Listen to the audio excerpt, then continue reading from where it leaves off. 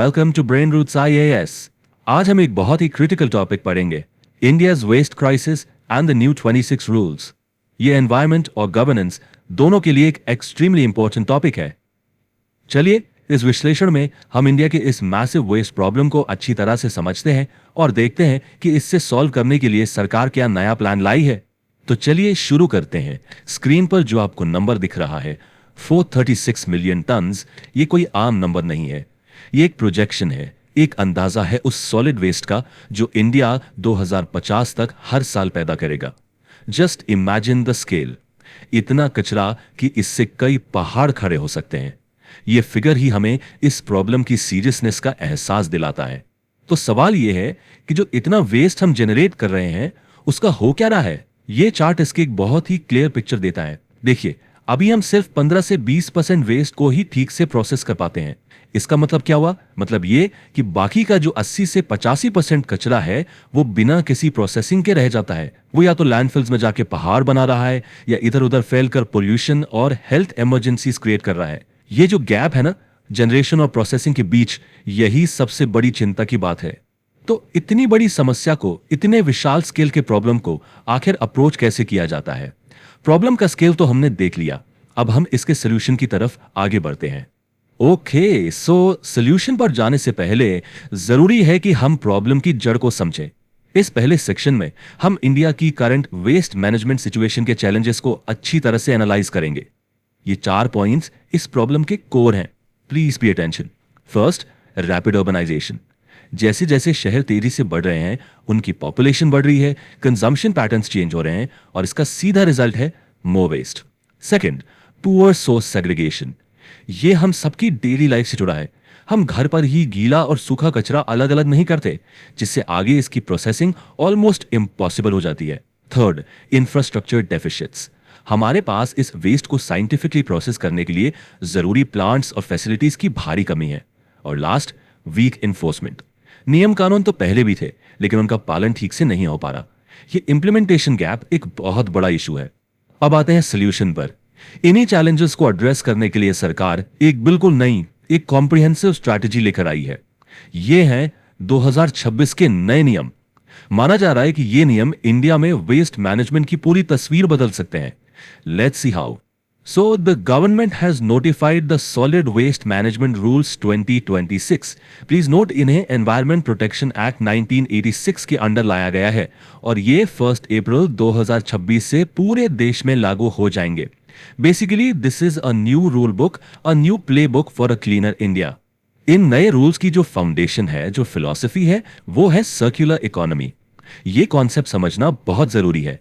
अब तक हमारा मॉडल था लीनियर, टेक मेक डिस्पोज, यानी हम नेचुरल रिसोर्सेज लेते हैं, उनसे चीजें बनाते हैं, इस्तेमाल करते हैं और फिर कचरे में फेंक देते हैं।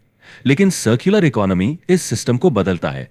ये एक ऐसा इकोनॉमिक मॉडल है जिसका फोकस है वेस्ट को एलिमिनेट करना और रिसोर्सेज को बार बार सर्कुलेट करना। इसका मतलब है कि हम चीजों को रीयूज, रिपेयर और रिसाइकल करके वेस्ट को कम से कम करें। यहां पर वेस्ट एक लायबिलिटी नहीं बल्कि एक वैल्यूएबल रिसोर्स बन जाता है। इन नए रूल्स का जो सबसे बड़ा बदलाव हर एक सिटीजन को इफेक्ट करेगा वो है ये mandatory 4 stream segregation at source, यानी अब हमें अपने घर पर ही कचरे को 4 अलग अलग हिस्सों में बांटना होगा। पहला, वेट वेस्ट यानी गीला कचरा जैसे सब्जियों की छिलके। दूसरा, ड्राई वेस्ट यानी सूखा कचरा जैसे प्लास्टिक, कागज। तीसरा, सैनिटरी वेस्ट जैसे डायपर्स और पैड्स। और चौथा, स्पेशल केयर वेस्ट जिसे हम डोमेस्टिक हजार्डस वेस्ट भी कहते हैं, जैसे पुरानी बैटरीज, एक्सपायर्ड मेडिसिन। याद रखिए, ये सेग्रीगेशन वेस्ट प्रोसेसिंग का सबसे पहला और सबसे इंपॉर्टेंट कदम है। इसके अलावा भी कुछ बहुत इंपॉर्टेंट प्रोविजंस हैं, जैसे bulk waste generators. For example, बड़ी बड़ी रेजिडेंशियल सोसाइटीज या होटल्स, उनके लिए जरूरी होगा कि वो अपने वेट वेस्ट को ऑन साइट यानी अपनी प्रीमिसेस में ही प्रोसेस करें। दूसरा, इंडस्ट्रीज के लिए रिफ्यूज डिराइव्ड फ्यूल या RDF का इस्तेमाल अनिवार्य किया गया है। RDF म्युनिसिपल सॉलिड वेस्ट से बनने वाला एक फ्यूल है। तीसरा, लैंडफिल्स पर सख्त नियम लाए गए हैं, वहां अब सिर्फ नॉन रिसाइक्लेबल कचरा ही जा सकेगा। और चौथा, पोल्यूटर पेज प्रिंसिपल को सख्ती से लागू किया जाएगा, ये एनवायरमेंटल लॉ का एक बेसिक प्रिंसिपल है, जिसका मतलब है कि जो पॉल्यूशन करेगा वही उसके नुकसान की भरपाई भी करेगा। रूल्स बनाना एक बात है और उन्हें जमीन पर उतारना, उन्हें रियलिटी में बदलना बिल्कुल दूसरी। इस सेक्शन में हम देखेंगे कि इन नियमों को हकीकत बनाने के लिए सरकार क्या एक्टिव स्टेप्स ले रही है। तो ऐसा नहीं है कि ये रूल्स अचानक से आ गए हैं। सरकार ने इसके लिए पहले से ही जमीन तैयार कर ली है। स्वच्छ भारत मिशन 2.0 का टारगेट ही है 2026 तक शहरों को गार्बेज फ्री बनाना। पुराने कचरों के पहाड़ों यानी लेगेसी वेस्ट को साफ करने के लिए DRAP यानी dump site remediation accelerator programme चल रहा है। सिटीज 2.0 सर्कुलर इकोनॉमी पर बेस्ड अर्बन प्रोजेक्ट्स को फाइनेंशियली सपोर्ट कर रहा है और गोबर्धन स्कीम ऑर्गेनिक वेस्ट से बायो एनर्जी बनाने पर जोर दे रही है। ये सारे इनिशिएटिव्स मिलकर 2026 के रूल्स के लिए एक मजबूत फाउंडेशन तैयार कर रहे हैं और प्रोग्रेस जमीन पर दिख भी रहा है। इस चार्ट को देखिए। ड्रैप इनिशिएटिव के अंडर देश के 62% से ज्यादा लेगेसी वेस्ट यानी जो सालों से डंप साइट्स पर जमा कचरा था उसे ऑलरेडी प्रोसेस किया जा चुका है। ये डेटा हमें कॉन्फिडेंस देता है कि जीरो डंप साइट्स का जो हमारा गोल है वो अचीव किया जा सकता है। और अगर हमें एक लाइव एग्जाम्पल चाहिए तो इंदौर से बेहतर क्या हो सकता है।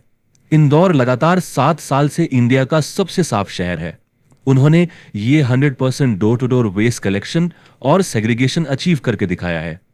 उनकी सक्सेस का राज क्या है? कंसिस्टेंट पब्लिक एंगेजमेंट और effective public private partnership models.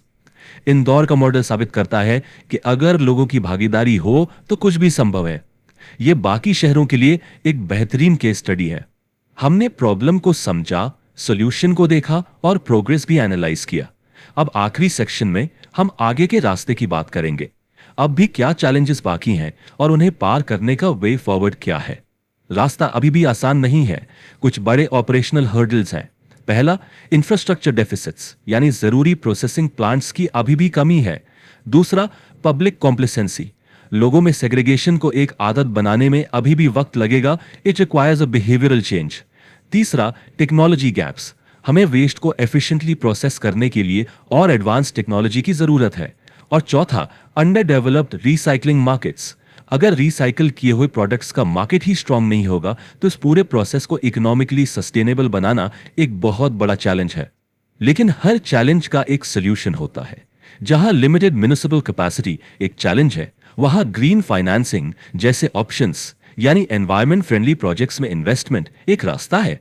जहां वीक एनफोर्समेंट एक प्रॉब्लम है, वहां टेक्नोलॉजी ड्रिवन मॉनिटरिंग जैसे जीपीएस से वेस्ट कलेक्शन ट्रक्स को ट्रैक करना सिस्टम को ज्यादा ट्रांसपेरेंट और अकाउंटेबल बना सकता है। हमें हर प्रॉब्लम के लिए ऐसे ही टारगेटेड स्ट्रेटेजिक सॉल्यूशंस पर फोकस करना होगा। तो आखिर में ये सब इतना जरूरी क्यों है? इसका मकसद सिर्फ शहरों की सफाई नहीं है। The ultimate goal, the bigger picture, is to make the waste sector a critical enabler of India's long-term goals.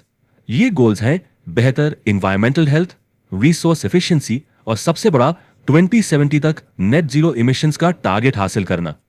हमारा वेस्ट मैनेजमेंट सिस्टम इन बड़े लक्ष्यों से सीधा जुड़ा हुआ है। तो आखिर में मैं आपको इसी सवाल के साथ छोड़ता हूं, क्या ये नए नियम और इसके पीछे की ये नई सोच भारत की सबसे बड़ी लायबिलिटी यानी कचरे को उसके सबसे बड़े रिसोर्स में बदल पाएगी? इस सवाल का जवाब आने वाले सालों में हम सबके कलेक्टिव एफर्ट्स पर ही निर्भर करेगा। If you found this lecture helpful, like, share and subscribe to the channel.